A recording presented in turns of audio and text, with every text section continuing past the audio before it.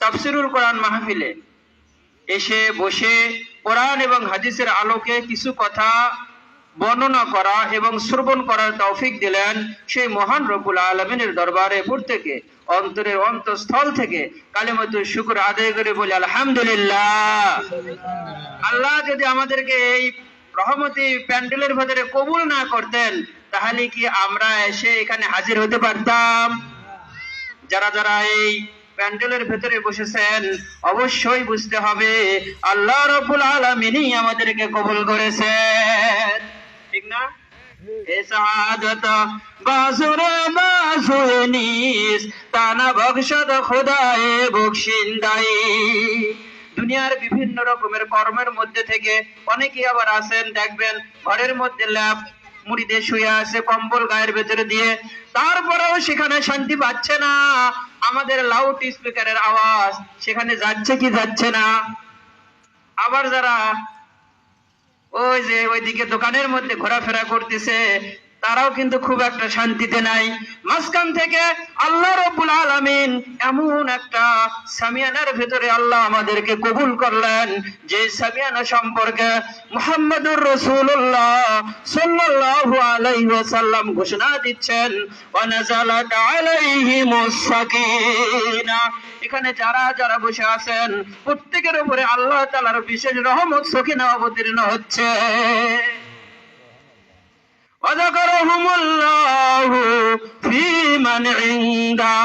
আর আল্লাহ রাব্বুল আলামিন যারা যারা এখানে হাজির আছেন উপস্থিত আছেন প্রত্যেকের নাম নিয়ে নিয়ে ফেরেশতাদের সাথে গর্ব করতেছেন, ও আমার ফেরেশতারা দেখো না তোমরা চাইয়া ওই সাধারণ জমিনের ভিতরে তাফসীরুল কোরআন মাহফিলের প্যান্ডেলে যে সমস্ত আমার বান্দারা বসে বসে কোরআনের আলোচনা করে এবং শুনে, তোমরা তো বলেছিলে না? তোমরা তো বলেছিলে কুদ্দিমা তারা জমিনের ভেতরে যে ফিতনা ফাসাদ সৃষ্টি করবে।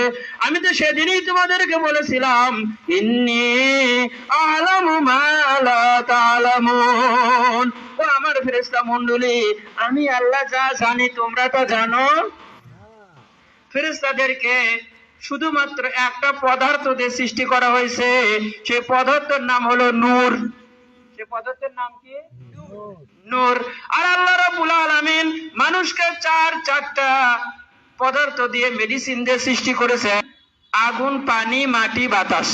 আগুন পানি মাটি বাতাস।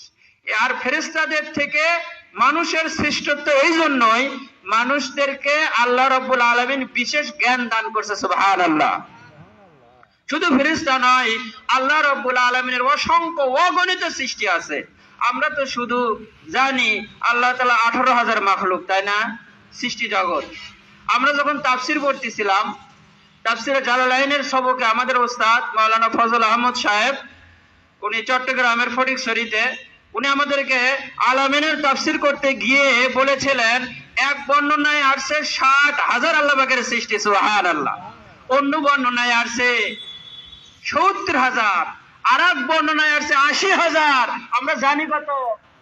18,000। আর এক বর্ণনায় আসছে অসংখ্য অগণিত আল্লাহ পাকের সৃষ্টি।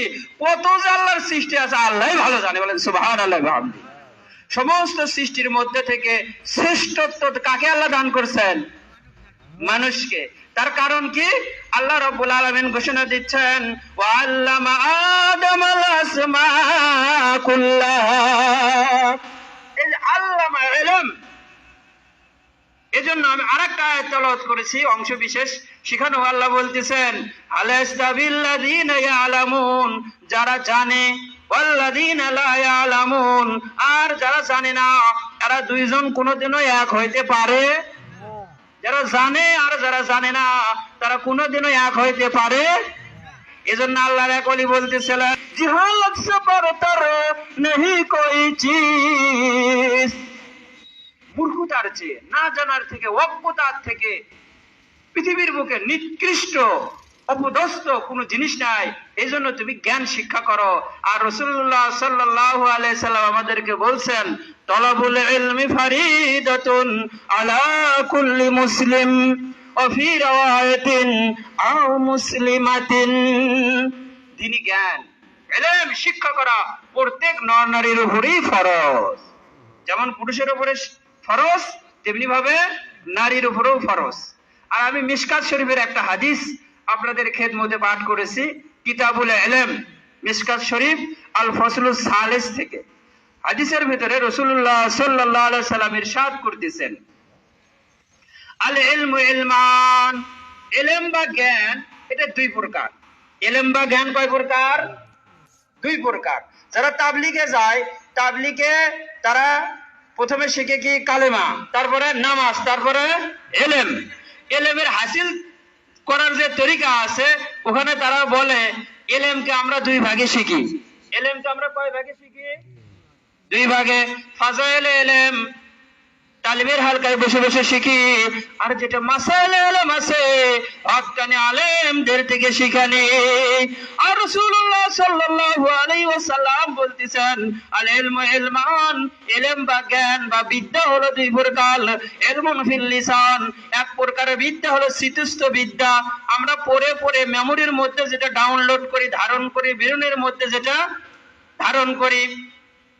আল্লাহ রাসূল বললেন, হাকাযা হুজ্জাতুল্লাহি ইবনে আদম, আদমের যত বেটা বেটি আছে, যত প্রকারই গেলে ইলম শিখুক না কেন, জ্ঞান শিখুক না কেন, এই জ্ঞান সম্পর্কে আল্লাহর কাছে জবাবদিহি করতে হবে। এই জন্য ইলমের একটা স্তর আছে, প্রাথমিক, মাধ্যমিক, উচ্চ স্তর। এটা জবানি ইলমের যে রকম উচ্চ স্তর আছে, আমি কলবে ইলম সম্পর্কে যে হাদিস পাঠ করেছি, সেখানেও রাসূলুল্লাহ সাল্লাল্লাহু আলাইহি সাল্লাম বলছেন, ওয়াইলমুন ফিল কালাব, দ্বিতীয় প্রকার যে ইলম এটা হলো কলবে ইলম। এই ইলমেরও আবার তিনটা শ্রেণী বিন্যাস আছে। তাহলে এখন জবানি ইলম এটা আমাদেরকে শিখতেই হবে। আর এই শিক্ষার জন্য করে এই মাদ্রাসাগুলো, যেগুলো দ্বীনি মাদ্রাসা, এই মাদ্রাসার ভেতরে যে ইলম শিক্ষা দেওয়া হয়, এই ইলম যদি আমরা না শিখি আর আমাদের ছেলে সন্তানদেরকে যদি না শিক্ষা দিই, তাহলে কিন্তু আল্লাহর কাছে ধরা আছে। আর আমি